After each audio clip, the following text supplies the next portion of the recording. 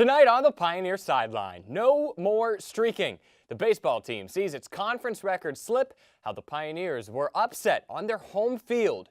Nearly perfect. A controversial call late in the game ends a softball pitcher's bid for a perfect game. The highlights are next. And will the Pens three-peat, or will another team hoist Lord Stanley this year? We will debate. This is it. Can you believe it? For the final time this year, it's time to come on down to the Pioneer Sideline.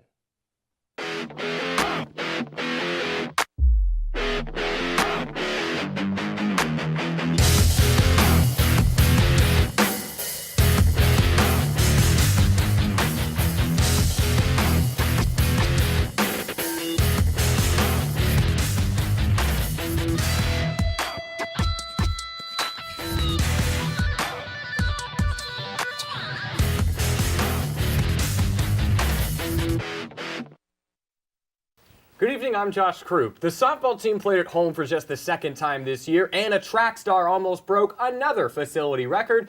But first, the end of one streak, the start of another. The baseball team entered the weekend 18-0 in conference action as the number 14 team in the NAIA.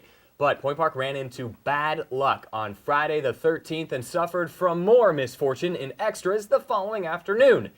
Allison Schubert joins me now, and Allison, Point Park had something it hasn't had in 30-plus games this year, a losing streak. What happened?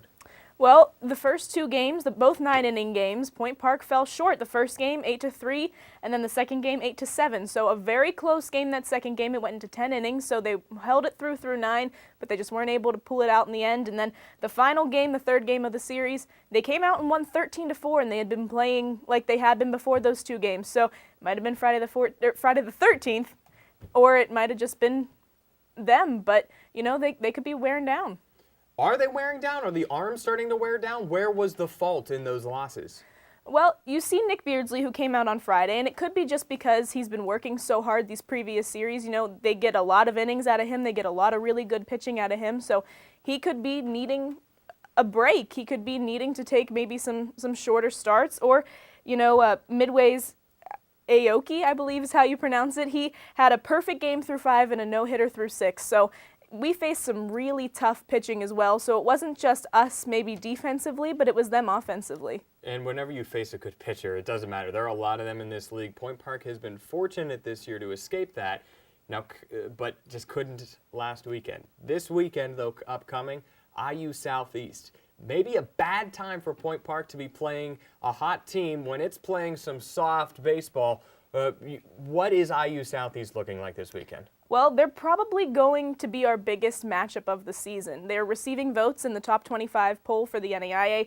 As you mentioned before, we are ranked 14th for right now. The other polls have not been updated as of the start of the show, so I haven't checked, but I believe those are coming out within the next few days. But we are ranked 14th as of now. I do expect that to drop after those two losses against Midway, but we don't have Addison Domingo and probably won't for IU Southeast. Why is that? Because he is serving right now a 4-game suspension.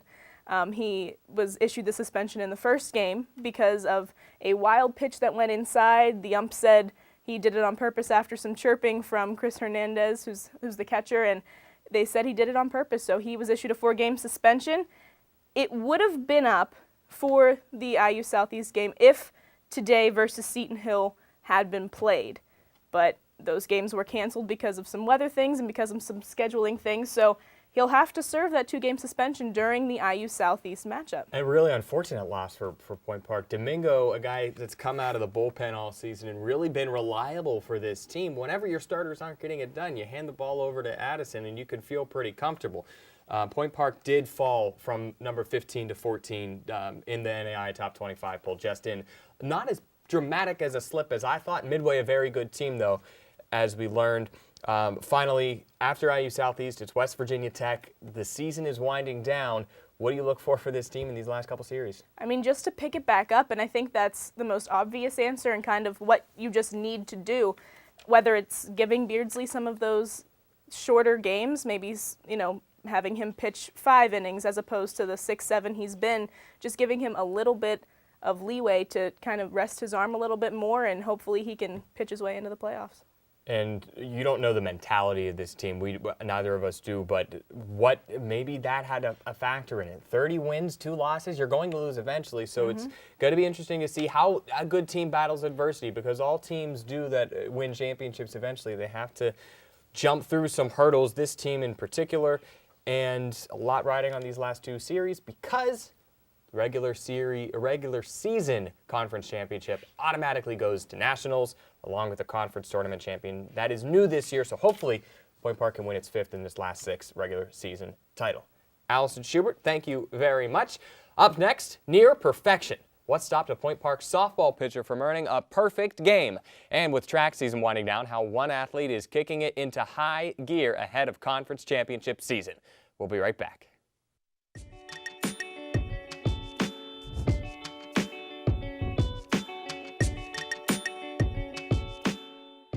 Whatever happened to predictability?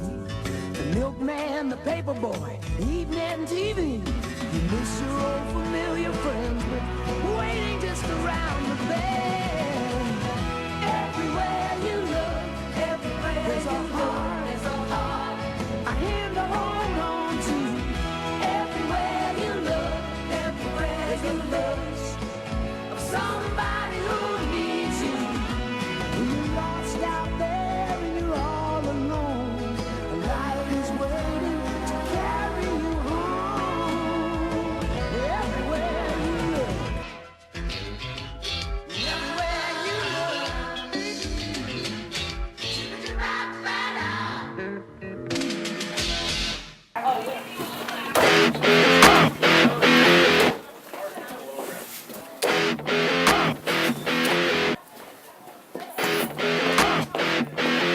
Let's go.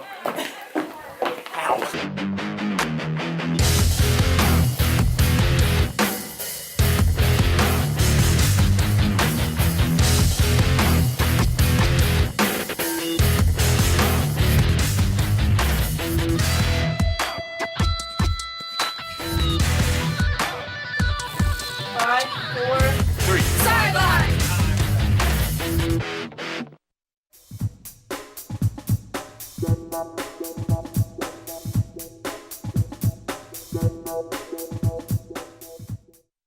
Welcome back. The softball team hit its home field for live action on the last day of March.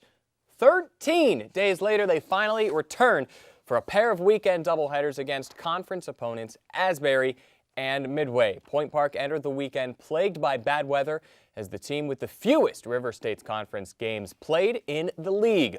Let's roll the highlights from day 1 against the Asbury Eagles. Point Park coming into this one on its home field for the first time in nearly 2 weeks. We start in the second inning, 2-on, 2-out freshman Bailey Myers lays down the suicide squeeze. Beats it out, Alyssa McMurtry scores. Pioneers go up 1-0. On to the 5th with 2 on, catcher Jess Beitler steps up to the dish. Hits one deep to center field, has a chance to get down. It does because it goes off the outfielder's glove. The insurance run makes it 2-0. Pioneers come out of Game 1 with a 3-0 win. That on the mound, Tiffany Edwards. For Game 2, she's perfect through 4 here in the 4th. This is Beitler again for Point Park. Down the line, she triples to right, scores a run. Point Park goes up 1-0. Pioneers score 5 in that inning, 7 now. Going into the 6th at 7-0. This is a controversial call. Lily Pruneda deep in the hole. That's a close bang-bang play at first. Call is safe. One more time, you judge for yourself. That's going to end the perfect game for Tiffany Edwards. The only hit allowed by her. Pioneers win 8-0 in Game 1. In Day 1, Game 2, they sweep Asbury on Friday. On to Saturday's game, 1-0 top 6 against Midway. They were 9-3 coming into this game. Catcher Kelsey Gravens lines one to left. This throw comes into the dugout. That's not ideal. Pioneers give up another run here. It's 2-0 after that error. Same inning, runners on the corners. Double steal is on. The throw goes to Pruneda. She fumbles it in the infield, so another run scores. 3-0. That's the final for that one. Point Park did load the bases twice. Couldn't do it. Game 2, first inning. Beitler, RBI single to right. Drives in freshman Maddie Horn. It's 1-0. Second inning, another freshman. Myers, sac fly to right. McMurtry scores to make it 2-0. 2-0. Top 5, bases loaded, runner gets caught in a rundown here. Beitler's going to run down the line, or that's Ziegler, the catcher.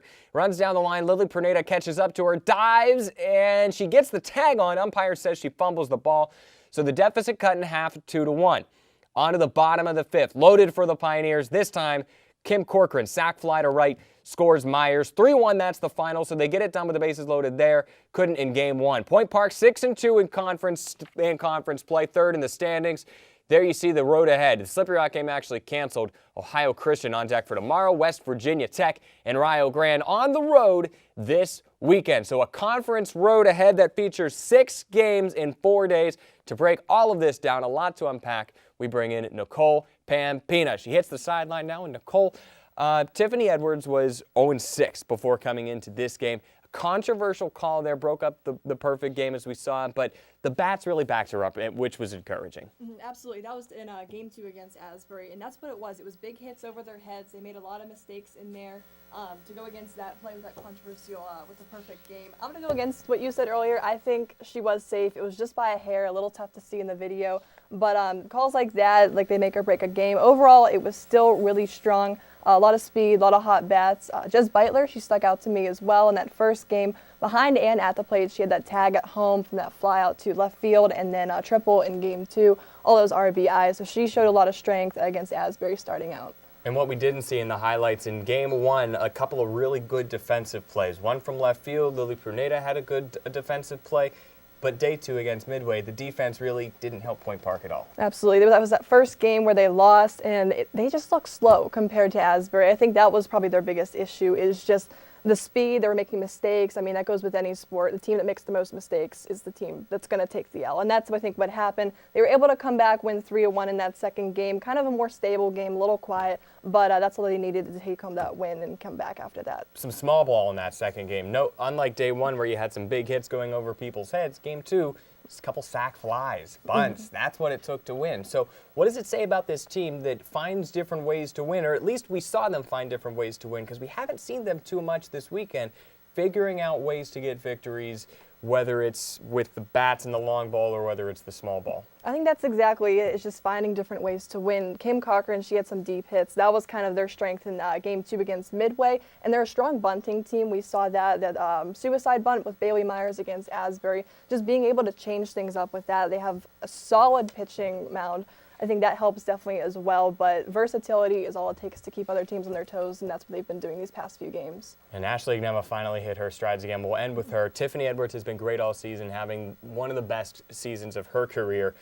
But Ashley Gnema finally back to her old form. It looked like, at least over the weekend, and that has to be encouraging. Yeah, absolutely. It was her and Katie Tarr. They seemed to start off these double headers, and they kind of, Tiffany Edwards comes in the second game. They have a good rotation going there, but Gnema starting off, I think, really encourages the team, gives them that strength to get ahead and stay ahead. A slow start for her. We'll hope to see her continue that momentum into this weekend. Huge series against Rio Grande. We can't explain or state that enough, how important it is for Point Park to get at least a split against them this weekend.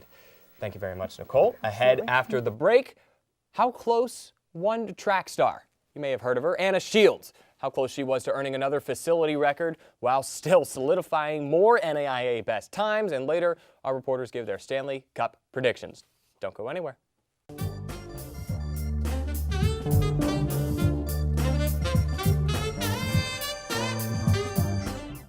The United Student Government at Point Park University, working since the 1970s to solve the issues that matter to you.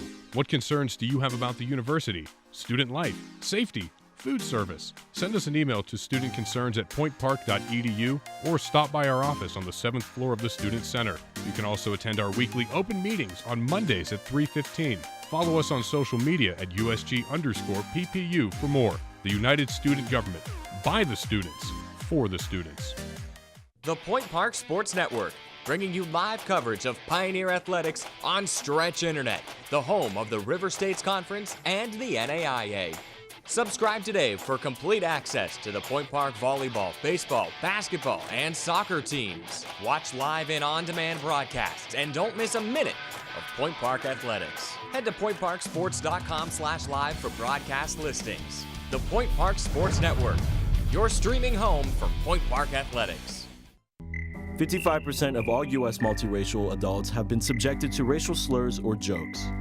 Where were you born? Being smart, pale, for a Filipino, to go white, back to Mexico. There goes that black boy over there. You like fried chicken because you're light skinned, you are a cop, you think that you're better than us. The N-word. They're good at jumping or climbing. Border hopper, made taco, English your second language. Where's your green card? Cut the jokes, stop the stereotypes.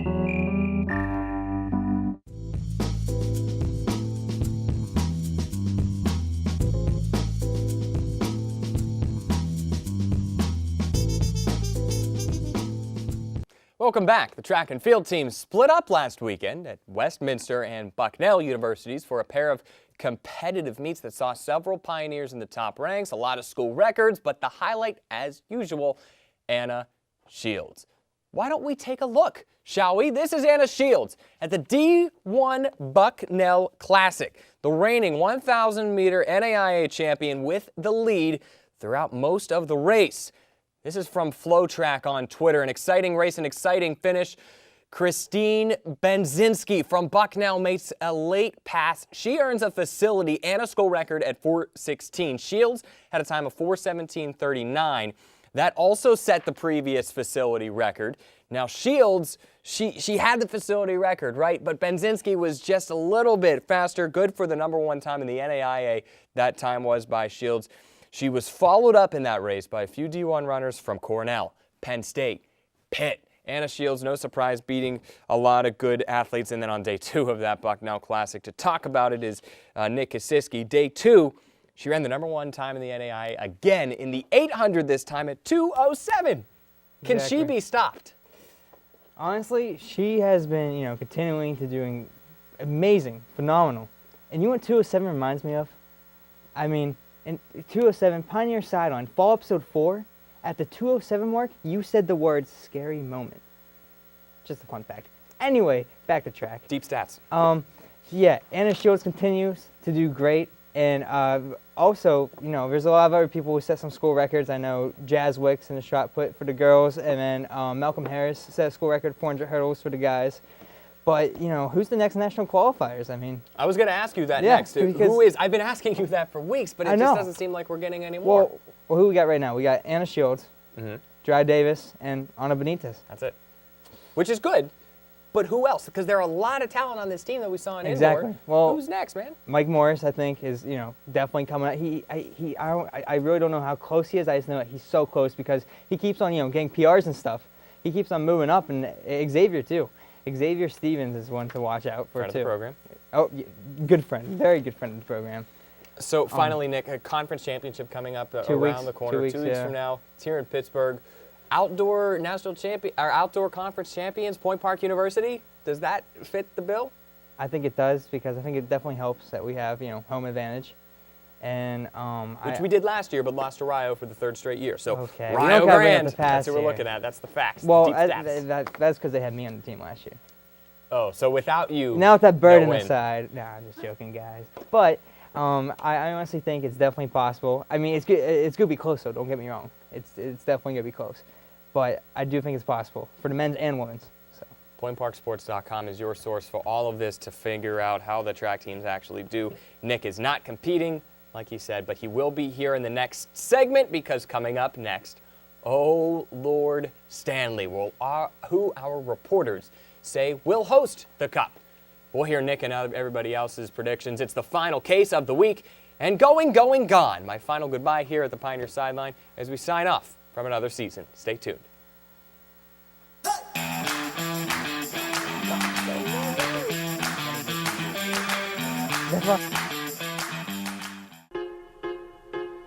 One is the loneliest number that you'll ever do.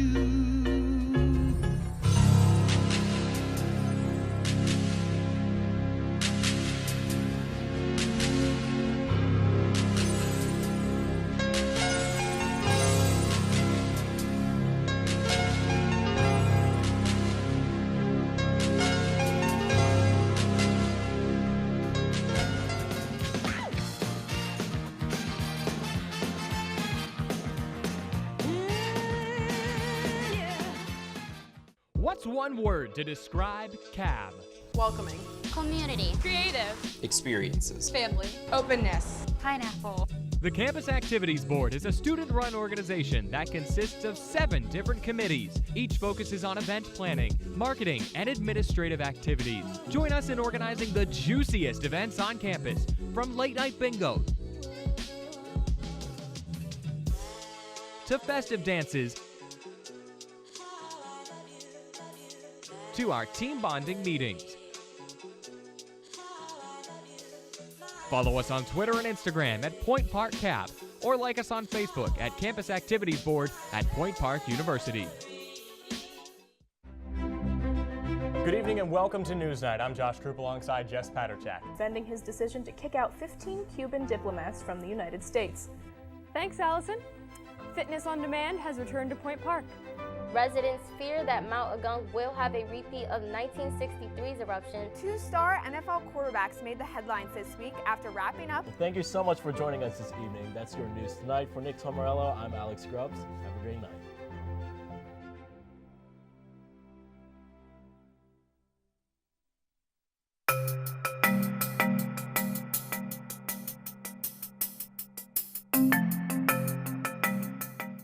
Welcome back. The Stanley Cup playoffs so far have featured blowouts, overtime thrillers, and everything in between.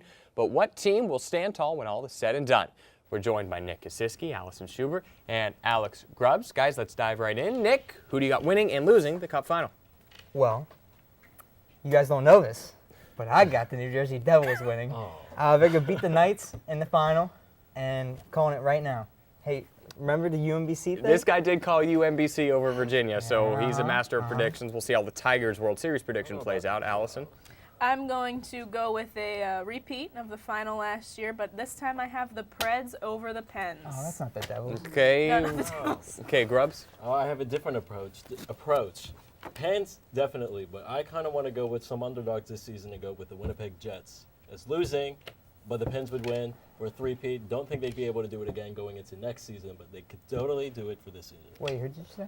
Penguins and Jets. I thought you said Devils, my bad. So no, you're the only one that has a different East pick. So Nick, why are the Devils going over the Penguins? You know, Taylor Hall. Why are the Devils making it out of the first round? Snyder. Kincaid. Kincaid is getting benched. Snyder. Butcher. Okay. The guy with the red jersey. So you guys can obviously name names as well, but why are the Penguins getting it to the Cup final, getting through Philadelphia or Washington/Columbus, even Boston, Tampa, or the Devils? You know, I actually almost didn't pick the Pens because I have the Blue Jackets and the Pens advancing to the next round. Okay. And then I think the Blue Jackets and the Pens are going to have, I think that's going to be a really good matchup, and I think that's going to be a tough one for the Pens to get out of. So I was going back and forth about this for like a solid 10 minutes, and then my hometown pride took over, then I picked the Pens. But I think that's going to be a really tough one. So I could see a situation where it's Blue Jackets and then I have the Lightning in the conference final. Okay, Grubbs. Well, it's interesting because I basically have the same lineup as what you have. I feel that against the Blue Jackets, the Pens are really going to have a really tough matchup in this. Yeah. I mean, we've seen it time and time again. It's not going to be, 5-6 game. This is probably going to be a 7-game series, and it's going to be head-to-head. Would it be a shootout? We would have to see, but it'd be definitely something to look toward. And then I had the Lightning as well. It might be a repeat of what we saw back in 2016.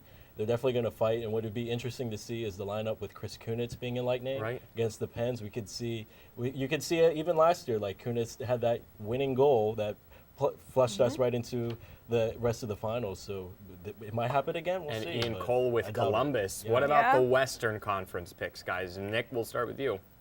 Western Conference. You have the Jets, right? No, Grubbs says the Jets. I have the Jets. I have the Knights. You have the Knights, which is a popular pick. I would love to see the Knights win, but why do they make it out of the West? Well, here's the thing. So I was going to pick the Jets, but I think that they're new to the playoffs. Knights, you can say the same thing, but the players aren't new to the playoffs. So that's why I said Knights. Honestly, I would love to see Knights versus Pens in the finals. That would be amazing. Which I'm surprised that didn't happen today. Why Nashville? Yeah. Why does a President's Trophy winner win the Cup? That never happens. It's happened 8 times in the history of the NFL. Yes, the NHL's been NFL. around for a while. No, the NHL. It's happened 8 times, and then there's been 3 other times where the President's Trophy winner has made it to the final. Those aren't good and numbers, not though. one. I know, but we're due for another one because the Gotcha. last time it happened was the 2012-2013 Blackhawks. So we're due for another President's Trophy winner. But I have Vegas and the Preds going in the conference final, and that was another one of those matchups like the Blue Jackets and Pens. I think that's going to be a really tough one. But I think the Preds are going to take it. They've looked really hot all year. Okay, Grubbs, your last. Jets. Oh, yeah. I mean, they are a very young team, and I know it's something that you wouldn't see from Winnipeg as they just became a team in 2011. I know they were Atlanta Thrashers before, didn't really go far, but it is a young team. But what's interesting is last month, you could look at the whole month of March, in the beginning of April, they have not lost a game since February 27th, and that was against the Predators at the time. So they basically, with a young team, got forward. You have Patrick Lane, he's 19, winger. He has scored so many goals this season that you would probably not see from someone who is 19 years old. And then they have a strong goalie with Connor Hellebuck. You know, he's got 44 wins in 2017, 2018. Yes. So, I mean, they are a younger team, and they might not. I don't see them winning the Stanley Cup, but I totally see them being the underdog going in, and that's kind of a lineup. You have a new team go into the playoffs. You go against the Pens. Hopefully, we win again. We'll see, guys. It'll certainly be a fun summer in Pittsburgh if they do. Now, this semester has been unbelievably fun, and this is our final episode of the Sideline this year, and subsequently the last of my career and Grubbs' career. And I'm told I'm tossing you a video, which I haven't seen yet, made by Mr. Kasiski beside me before we sign off for one last time. Here we go.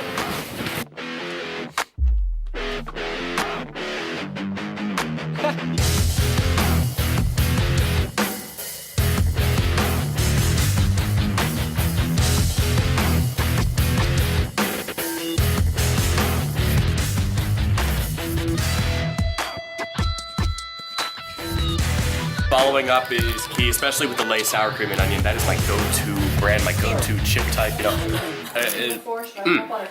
It hits the spot, you know. It's a perfect ratio of sour to cream to onion. Just hop on a camera and just listen. Lay's, the secret to life. Nick's here, Sarah's there. Sarah's right? Alright, good. Cream to onion. Let's go. The secret to life. Let's go. Let's go. Let's go. Let's go. Go. Let's go. Let's go. But you know, we recycle everything afterwards, and you learn over time how to juggle so many different pieces of paper over time. Let's go. So after the volleyball story, there's a highlight? No. You have video to go over volleyball. So while he's talking about the volleyball game, it's not highlights, it's just a bunch of B-roll clips. Okay. During break 3, we're scrambling to move this out of the way. We'll need all hands on deck for that. Well, a lot to unpack there, and thanks for the great video, Nick. So, you know, really, there are a few things in life, very few things in life that last for an extended period of time that we can not only look back on and with the fondest of memories and the greatest appreciation, but also enjoy so much in the moment. And the Pioneer Sideline has a very dear place in my heart, as it does to so many people here. But it was the show that I got my start on here at UView. It was the show that really gave me a chance to make mistakes and show up here every week and have a good time. It was the greatest single honor of my college career to host this program and to be a part of it. And we all could spend hours on this program thanking everybody who's helped us get to this moment. And the list really runs plentiful, especially the past hosts and producers who have helped us get to where we are. My co-producers have done so much to make this show what it is, from Lizzie in the control room to Megan with the reports, Sarah, my co-host, who unfortunately couldn't be here this week. They all, along with the people at this desk and beyond, have just done so much to make this experience and my college experience, really everything, worth it.